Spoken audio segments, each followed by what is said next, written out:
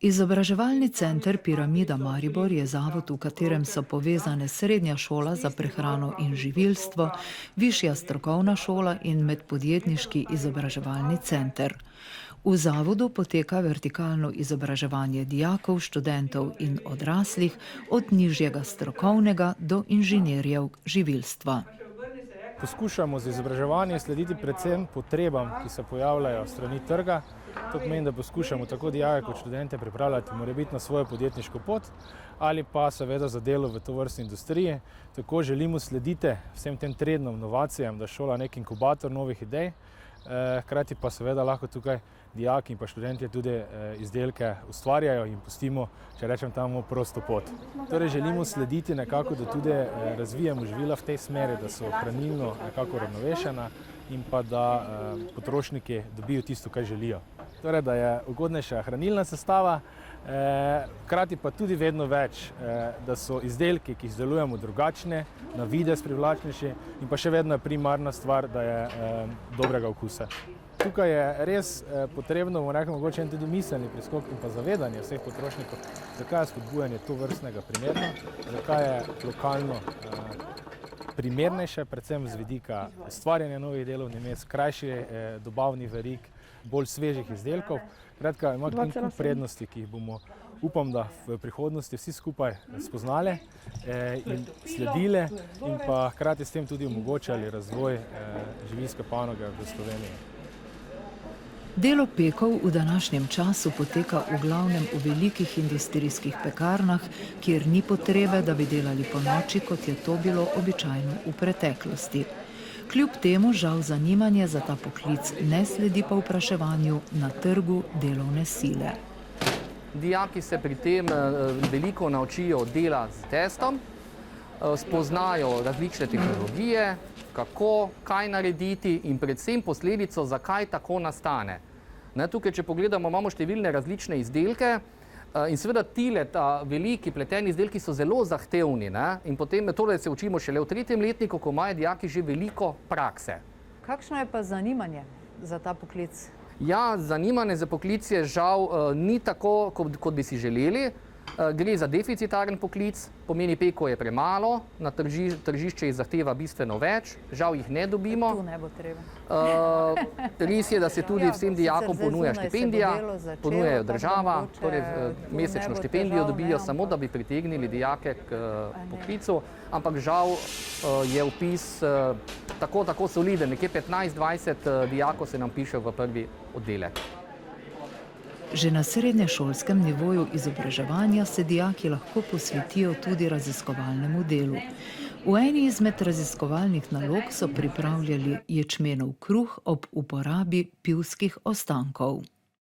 Naredili smo kruh in grisine, uporabili smo ječmenovo moko zaradi tega, da smo povišali hranilno vrednost.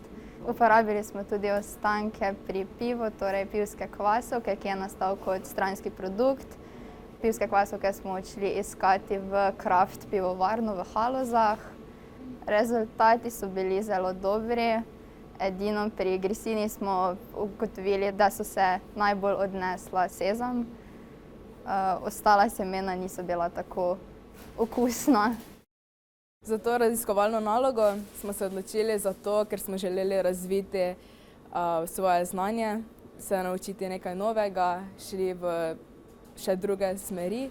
Najprej smo se z profesorjem Sokom pogovarjali, kaj bi sploh naredili, na kak način bomo to izvedli.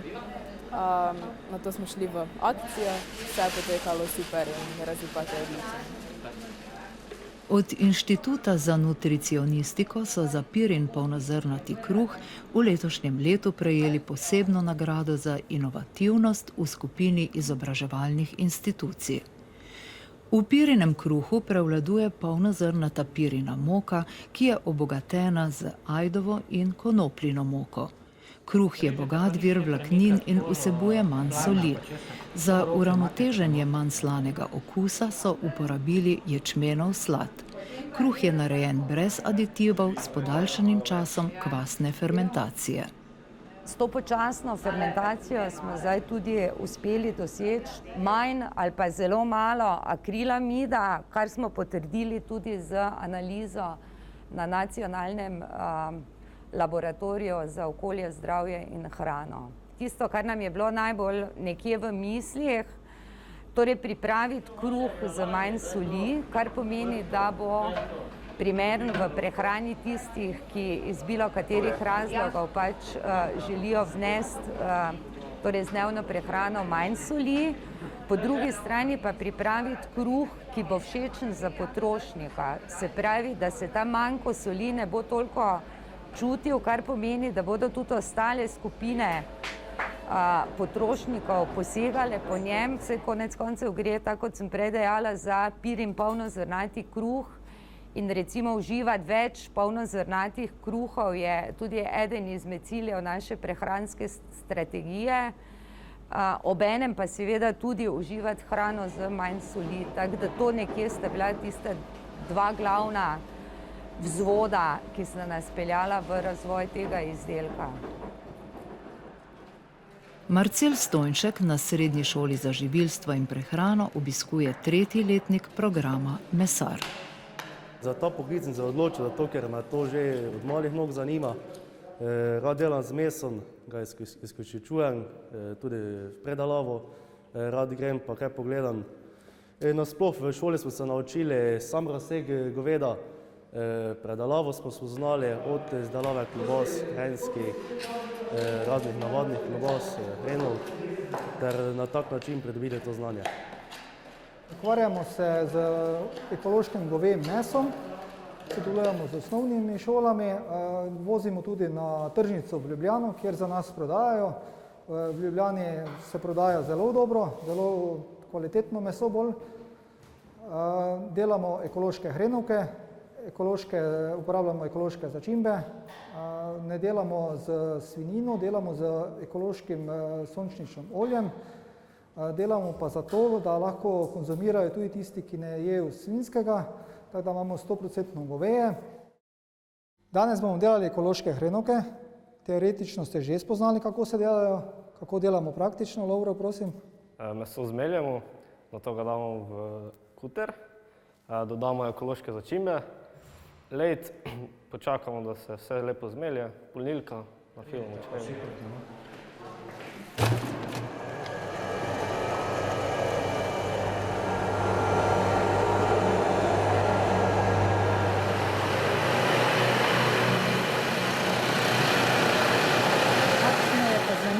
Za mesarski poklic današnji?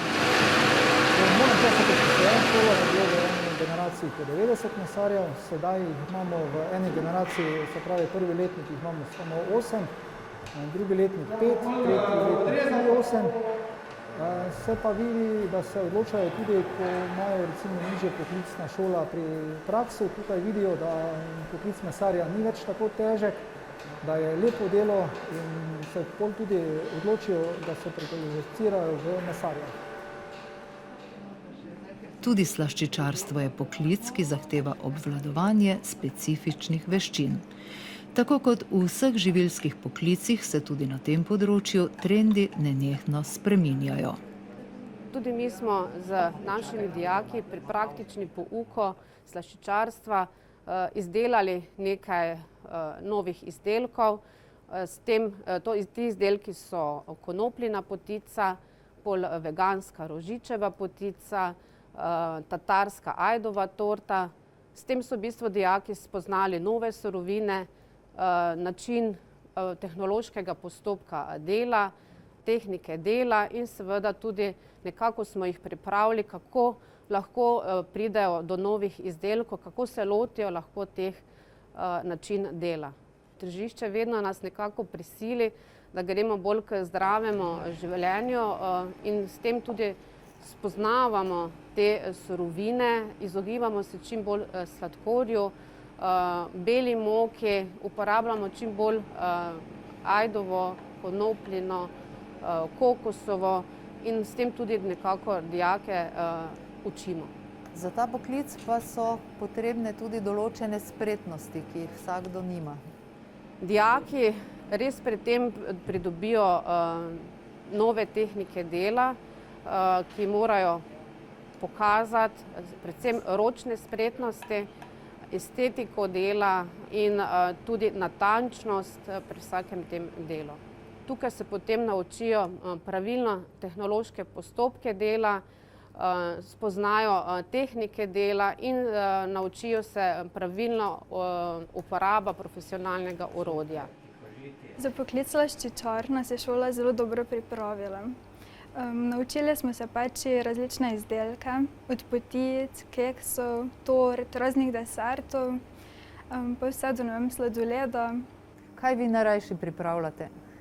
Najraje delam torte in to takšne inovativne, ki so nekaj drugačnega, nekaj novega. In na kaj je potrebno pri tortah paziti pri izdelavi? Da smo natančni, da delamo z ljubeznijo, kot pravijo. In ja, dodamo nek svoj delček v sam izdelek.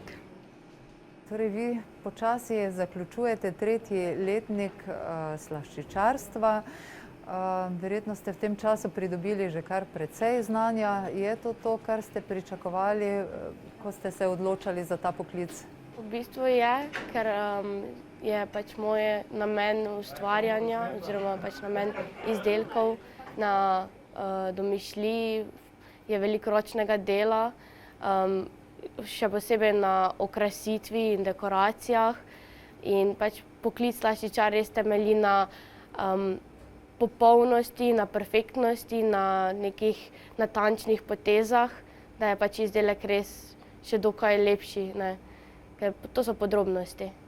Je bilo od začetka kaj težav s to natančnostjo? Ja, še posebej, če imaš recimo tresljivo roko, jo moraš znati umiriti. Tudi recimo, ne vem, tehnike brizganja so tudi zelo zakomplicirane. Pol tudi recimo uporaba orodij. V slaščičarstvu imamo ogromno orodij, ki nam pač pomagajo pri oblikovanju. In če ne znaš z njimi, pol tudi izdelek ni tak, ko si ga že želel, ne. Je potrebno veliko vaditi tudi doma? Ja, zelo veliko.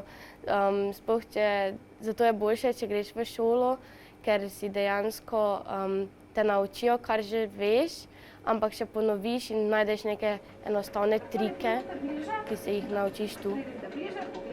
V vseh poklicih povezanih z živilstvom in prehrano je v obdobju izobraževanja prisotnega veliko praktičnega pouka, saj le tako lahko dijaki osvojijo potrebne veščine za opravljanje tovrstnih poklicev.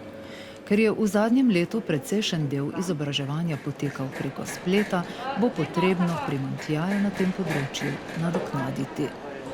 Strokovno izobraževanje temelji na praktičnem izobraževanju in tukaj vidimo, da kar precejšnji primanjkljaj pri dijakih. Je pa tako kot na splošno odvisno predvsem tudi od samih dijakov, koliko so pripravljeni storiti same, da to znanje pridobijo nazaj. Moram reči, da kljub vsemu, ko so se dijaki vrnili v šole, si želijo ustvarjanja. So tudi tole pridih v delavnicah pogrešali, tako da jaz verjamem, da bodo tudi nadalje v življenju seveda ta manjko poskušali zapolniti. Hkrati pa tudi en pokazatelj njim, da je skozi celo življenje potrebno učenje. To pomeni, da ne da danes zaključili in jutri konec, ampak zdaj so videli, da če nek majhen del se zmes stavimo, kot je recimo bil prikaz tudi izobraževanje nadaljavo, da nekaj s tem zgubimo, da moramo cel čas biti v stiku s tempom, ki nam ga trg narekuje.